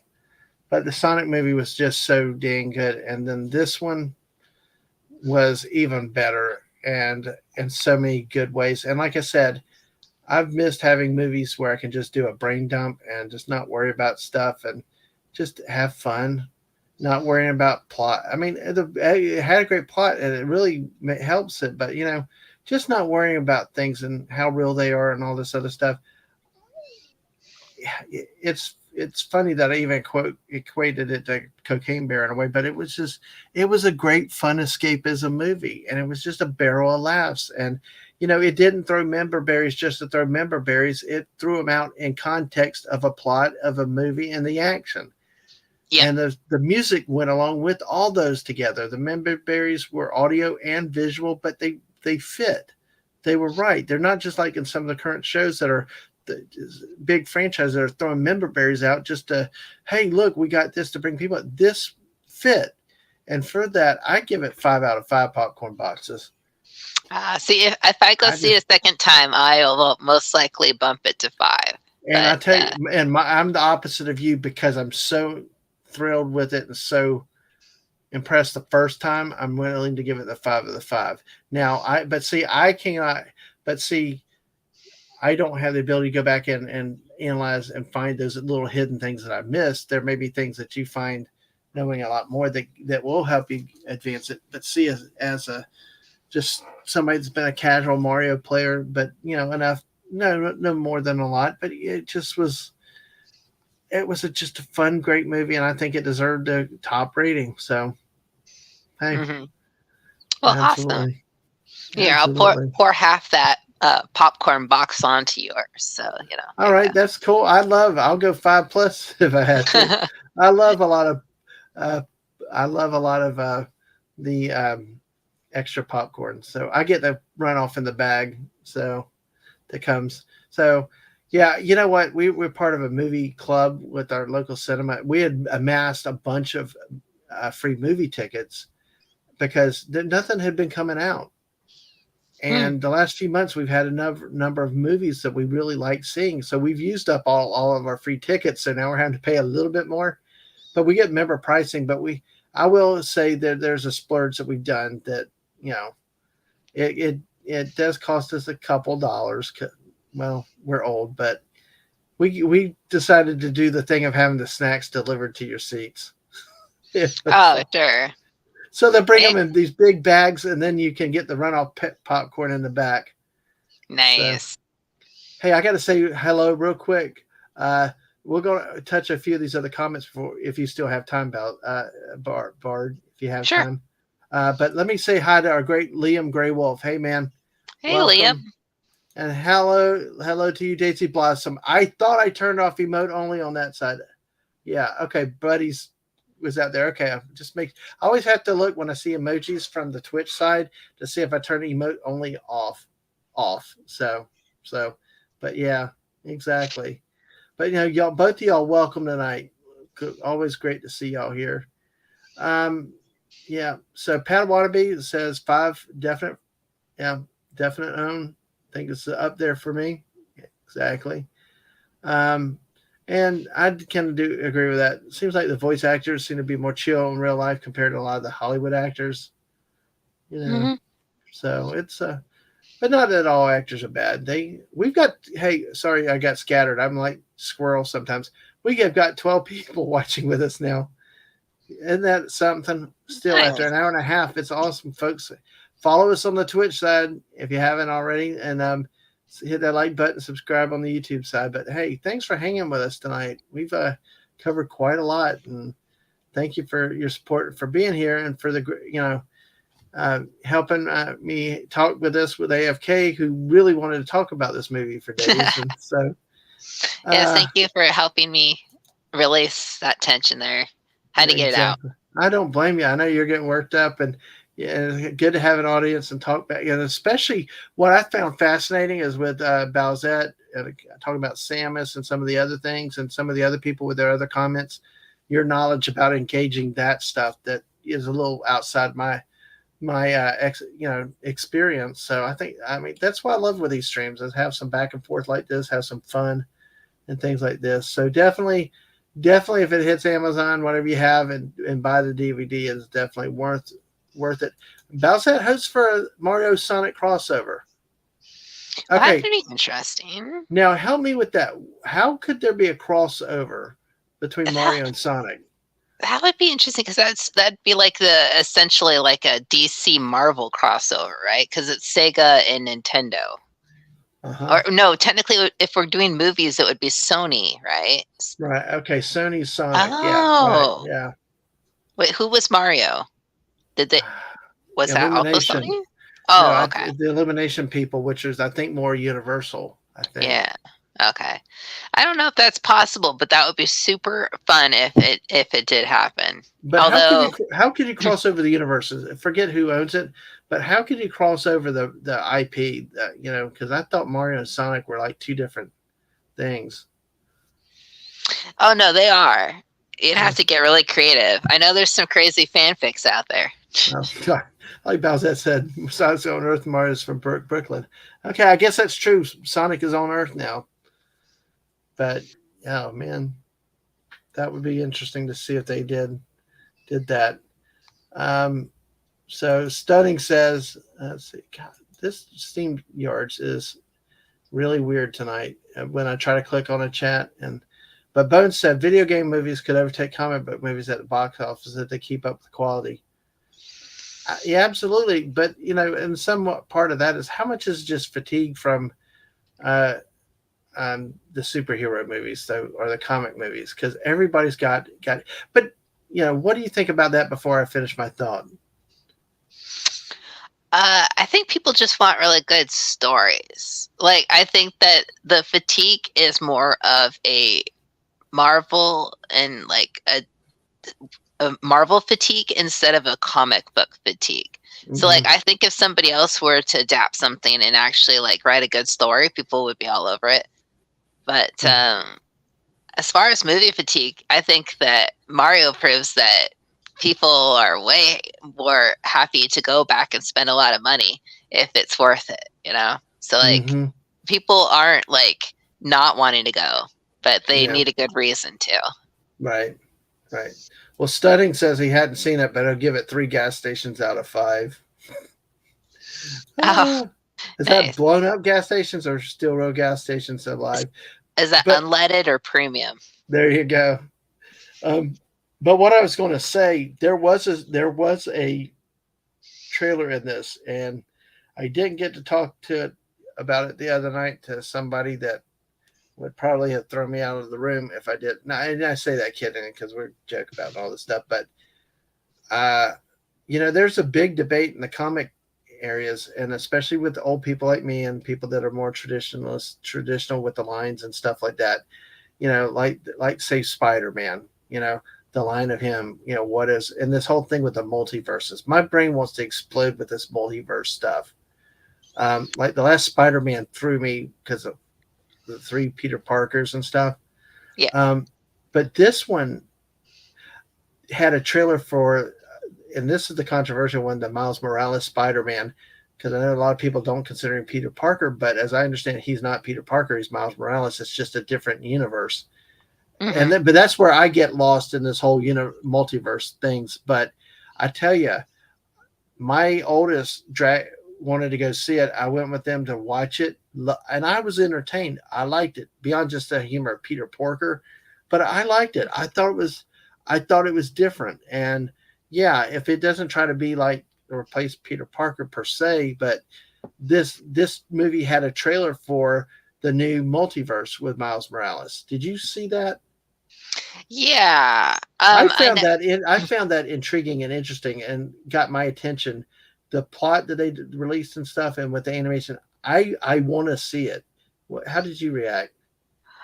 Well, I've got a few like things because like I'm like really super picky about my versions of Spider-Man that I'm cool with. And I was never like a super big fan of the Spider-Verse idea of like all the multiple universes once they introduced it. So um, I'd be interested just the sake of interest, being interested. Except I'm also really picky about animation styles, and like it's too jittery. It's like the style of the animation I can't look at. Like it for me, it's too much effort to understand what's going on in a scene for me to actually be able to watch it and enjoy it. I understand. No, and I understand that. That's a key thing. If you can't look at it, that can be an instant turnoff right there because you're going to spend 90 minutes to 120 minutes watching something. But to me, I like the visuals. It got my attention. I like that edgy type of thing. But then again, I'm also taking it that it's not that trying to be Spider-Man per se, as it is another universe of it. Yeah. So I have to do it. Let's see what a few people have said in here. The Padawana says it's nice to hear someone give a realistic review on this movie. Oh, thank you. And AFK's great job too. Plus, I was just on a stream talking about my toys, and I just want to listen now. Well, listen, chat with us, and have some fun. And Bone is clarifying for us that Mario and Sonic were in a game before, so there's your connection. Nice. Yeah, there would be your connection. Okay. Yes, I remember that game. Aang had me buying it every daggum Olympics. I'm like, aren't they the same games? Didn't matter. Now I kind of miss that, but hey. I never did the Wii. It was awesome. I tell you, it was easy for me to be able to do it. Let's see. All Sonic games are on the Switch now. Bone says there's no fatigue for me. They're just making bad movies. That's to your point. And Daisy Blossom says if it's a good story. Yeah, go ahead. Sorry. Oh no, I didn't realize I could play Sonic on the Switch. I'm actually really excited. I was big on Sonic back in the day. Like if you want to trigger me, play the slowly drowning sound. Do. It's like I can't even, man. Yeah. It's good stuff. Oh, and I love the way they did some of the sound effects in this one too. It was really tied in with that.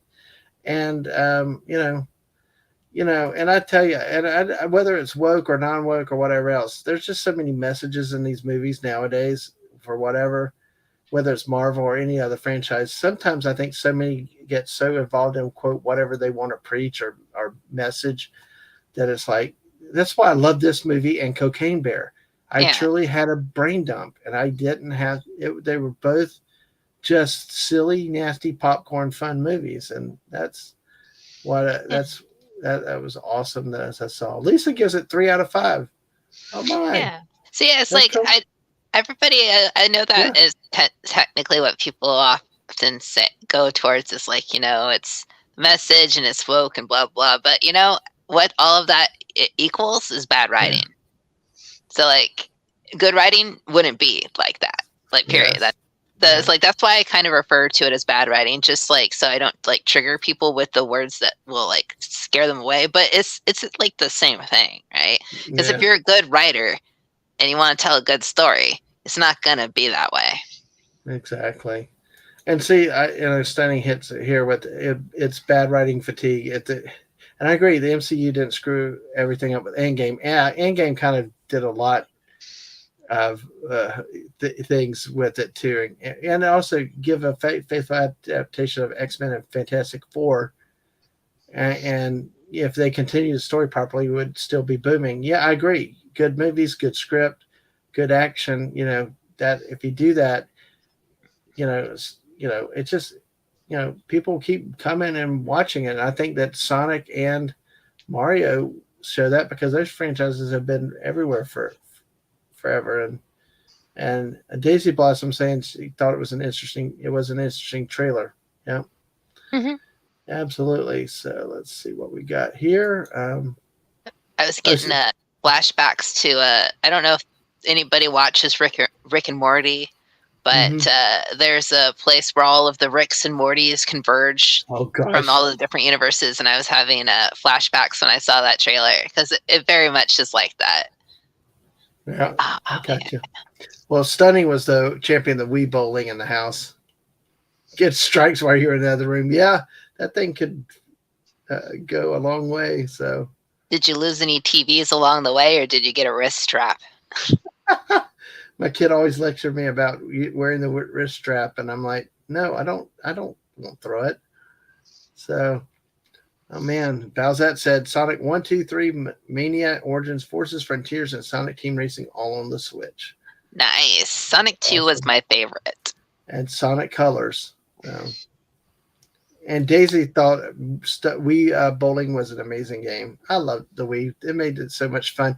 We had games of I cannot remember what the game's called, but it had like a combination of some of the Mario stuff and Yoshi and Luigi's Mansion, like a flashlight game. I had to look it up, but it was a combination of different games like that were all within one game. Oh, that I can't remember what it's called, but it had a whole bunch of different Mario aspects in it, and it was oh God, I can't remember, but it was really, really cool that it did. It kind of had one where you had to have flashlights as Luigi, and you go around finding the ghost. Oh, Luigi's Mansion, right? Yeah, well, not Luigi's Mansion. I know that's a separate game, but this one, it was like a mini game within a bigger set of games. Oh, okay. Gosh. They also had one where there was a maze and Yoshi's chase you around and stuff like that.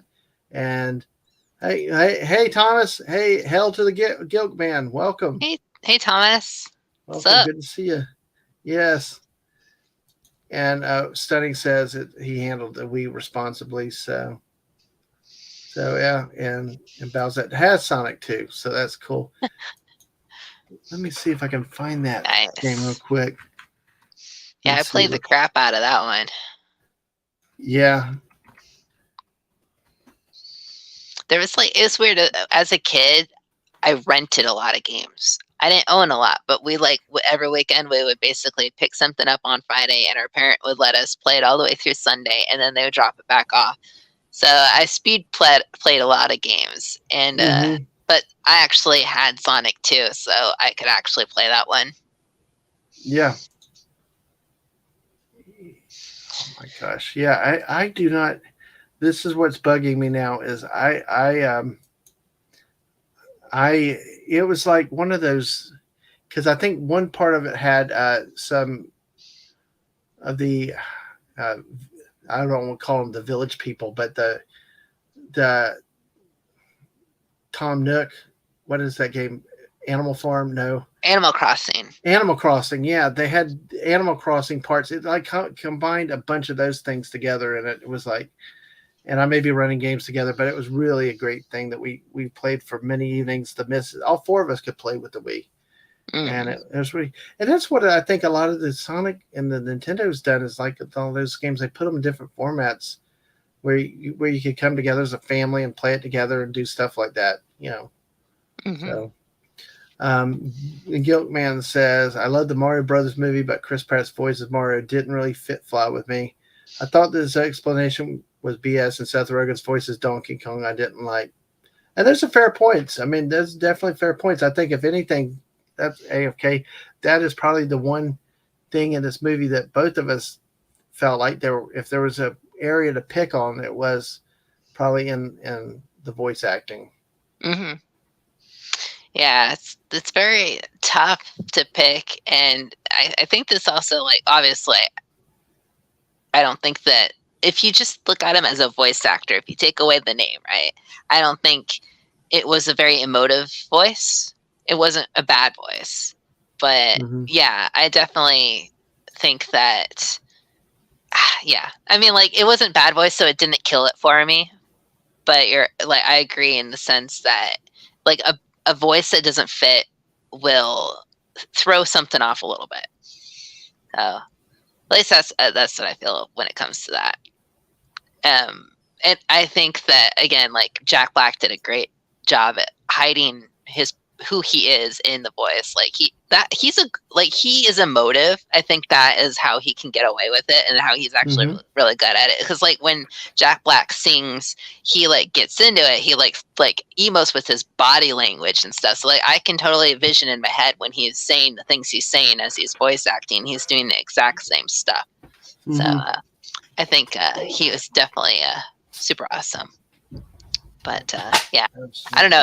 I think, yeah. Oh, sorry, I'm rambling a little bit. But the idea that the name goes with, right? So Chris Pratt did the voice of Mario. I think that also makes it a little bit easier to criticize. But I don't mean it in like a bad way. But I mean like because you're looking at it and like, well, not only is he a voice actor that you're listening to and judging, but now you're like, oh, it's also Chris Pratt who's doing the voice. You know, it's like an extra level of just like, why would you hire out of all people Chris Pratt, right?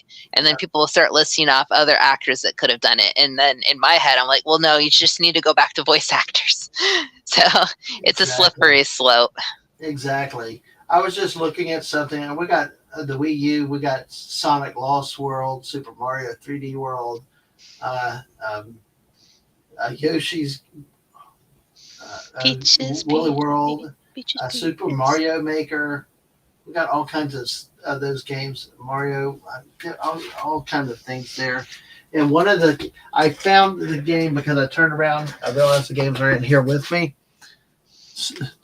Sorry, my back was to the mic. But it was Nintendo Land. Nintendo Land was. Let me see if I can bring it up and I can show it to you real quick. Let's see. Was a game. It was like a really good family game for the four of us together to play on the Wii U. And let me see if I can bring up an image of it real quick. Because what's so funny was that everybody was also, you were Toads, in the game. So I'm trying to find the right image here. Let me see here. This is the box of it too, because here's your player, and then you got everybody's little toads there. Oh, interesting. And see what it did is this game had a different things like I was saying that there was a Zelda part of it. There's a Pikmin adventure. They had Metroid in it. Interesting. Then Mario Chase was the one I was talking about. You know, the Yoshis are trying to come find you, and you're trying to hunt your other people you're playing against, and the Yoshis help you. Luigi's Ghost Mansion. It was Luigi's Mansion, but you're going around trying to drain the ghost of their. You got your flashlight. You get a thing to power up the battery to mega flashlight to hunt down all the ghosts. And then they also threw it in with Animal Crossing Sweet Day, which was you went around picking up candies and stuff like that. So, wow. So this was the game I was talking about. How this franchise. I mean, you got all kinds of stuff in there with Nintendo that Mario, Luigi, and then brings in Metroid and other Nintendo products. So that was very fascinating. So thank you for letting me go on that little side tour with that. So hey, the more you know. Hey, exactly. And yeah, they pitched Jack Black's voice down, but they probably needed to for some of those. Oh, they pitched it down. Oh, okay. Yeah. That's interesting. Yeah. Oh, yeah. There you go. Peaches, I can just hear that sing. Peaches. And yes, Mrs. Yes, exactly. That was the voice actor that got that role. And yes, like the Mrs. said, if you're enjoying it, make sure you subscribe and like the video. Appreciate everybody hanging out with us. So we're going to go ahead and I think start to wrap up unless there's anything else you want to talk about. But listen, is there anything else that you want to talk about before we close down? No. I think we touched on a lot of stuff, Overall, we both seem to really have enjoyed it. Yep. And we both would encourage other people to go watch it for some good escapism. It's family friendly. And I don't know. Absolutely. And Bowsette just literally pre-ordered the Mario Brothers movie on Amazon. Don't have a Blu-ray player. Hey, don't worry about it. Yeah. Get a universal one for like $40. Those are the best ones because then you can get any region. Yes. Bones there too. Take care. Well, I'm going to do some program notes, but AFK, hey, tell us about your channel, your Twitch channel over there a little bit, and what you're up to these days. Oh gosh. Well, I used to do stuff on YouTube and then I kind of fell behind on that. And so I got myself a PS5 for my birthday. And so I've been doing a lot of Fortnite on it. And occasionally I get a little bit of Hogwarts Legacy in there. But it's hard to do that one because it requires like a lot of time to, focus on it. So yeah, so mostly you'll find me doing Fortnite stuff on it currently. Yay. And I do solos and no build, and yeah. Hey, the rolling chairs. Hey, What? rolling chairs. Welcome on the Twitch side. Oh, nice. Sup, Hey. Sloth? Hey, good to see you. Hey, so hey, all right, and thank you. And the missus has your link out here. Oh, It'll be twitch.tv/AFK Bard. Definitely go by. Shout them out. And hey, Alaska Man Jeff, hey, welcome. Good to see you tonight, my friend. Hey, if you want to know all about Alaska, go look at our stream we did, last Wednesday on the 5th. Great with Google Maps and learn a lot about the geography of Alaska and a lot of the other stuff. Appreciate you coming by, Jeff. Appreciate it. You, rolling chairs here. And Balzette, did you want me to show something? I see the Metroid. So yes, the sky calls. It really looks interesting. So, but yeah. And hey, input latencies. Don't want to stick around so as to avoid spoilerinos. I'd also have to go to work. But drop by to say hi. I hope you're doing well, peeps. God bless you. God bless you too. Hope you're doing well. Input latency. Thanks for swinging by. All y'all, make sure y'all hit that like button on that YouTube side and follow us on the Twitch side if you haven't already. Just a reminder. Okay, just making sure. Thank you. I need all the reminders I can get. That's very obvious these days. But hey, it's been a blast. It's been a lot of fun. AFK, thank you very much. And yeah, thank you. Love to do something like this again, not just Fortnite if you're ever up for something. Yeah. It's hard to get me to sit still too long, but if you do this again or you have something else, poke me. Hey, if you find something and we want to talk about it, let me know. Well, I'm always on the lookout for something new, fresh, and different. So, but hey, Right thank you again. Thank you again for being here and for being a good friend of the channel and for us. So on that note, let me go ahead and Lisa says thank you. Yeah, you're awesome, Lisa. Absolutely. And here's some program notes, channel notes here, folks, with this. If you're coming in late, make sure you go back and watch earlier, see what our thoughts were during the stream. We overall gave it a 5. I gave it 5 of 5 popcorn buckets. AFK gave it a 4.5 out of 5 popcorn buckets. But we both definitely thought this movie was off the charts. It was a great thing to see. So for details, go back and watch what we had said earlier. But that being said, tomorrow night at 8 p.m., I will be talking football with the great Whoopa Troopa. We will be talking XFL football. That's why we call it pro-ish football talk, because it's not quite the NFL, so we still call it sort of pro-ish. So pro, but hey, join us for a good time. It's been an interesting week. Last weekend was very interesting. They had their first overtime games of the year, which is a really strange format. So drop by tomorrow night. Talk football in general, but we can talk specific XFL stuff. It's definitely a good game and fun to watch and a little bit, it's spring football. That's what we need, year-round football. But like movies, like we talked about, badly written movies, we need decently played football to make it worth it. Because there are some games where it's like, why are these people have a job only because there's so many teams out there? So, oh my God, Snort of Poopas ate the popcorn buckets and the popcorn too. So that's one. And Saturday, 2 p.m. Eastern, the return of Axis and Allies I've done it. Go look at my channel for one of the game streams. And on the YouTube side, I'm starting to try to create playlists where you can go to find specific programming. Accident Allies has a playlist now. You can go. Please go look at the show and tell I did with that. What a fascinating, in-depth game. Different variations over the years. Rambling Canuck and I played against the computer in 2 rounds, and we got beat. But this Saturday, the plan is the Great Canadian of the North plays against me. He'll be the Allies, and I'll be the Axis. So come see what will happen with a head-to-head matchup. So, and see how many rounds we get done. So, especially head-to-head. Usually with a computer, it forces you to move a little bit faster. So, but join us Saturday 2 p.m. Love to see you there for something different. Chat with us and learn more about the game. Have you ever heard of that game, AFK? Axis and Allies? Yeah.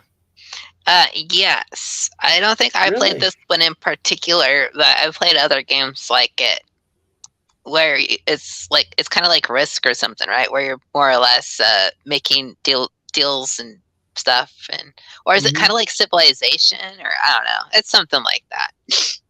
Yep. But I'm intrigued. I like those kind of games. I'm terrible at them, but I like watching other people be good at them. Yeah, it's one of those things that you could do it. The thing is it really comes down to the roll of the dice is what it is. But hey, you use every bit of strategy you want to, but then the dice kill you. So yeah. But hey, I have a 25th anniversary edition, or an anniversary edition, where they added Italy as a separate country. And what they say with that, you get a limited capacity of production though, and you don't get many units, but they're strong. But they recommend in that case to have your most experienced or best player play the Italian nation. So that's how hard it is. That's talented, and usually suggestion for each of newer players to play certain other countries. So, but that's Saturday at 2:00, and then we got next Wednesday night, April 19th, at the movies with Daisy Blossom. Will be our second stream together next Wednesday night, talking about everybody's favorite, the movie that predicted 2020 before there was such a thing, Demolition Man, with all the great lines, quotes, and everything else. And we might get a little cheeky that night. And how do you not get cheeky, or a little bit of definitely over PG-13, pushing those boundaries with a great movie with such great lines as why don't you shove Alicia at my arse, and some other things too. But I'd say, come with your theories about how you use the 3 seashells.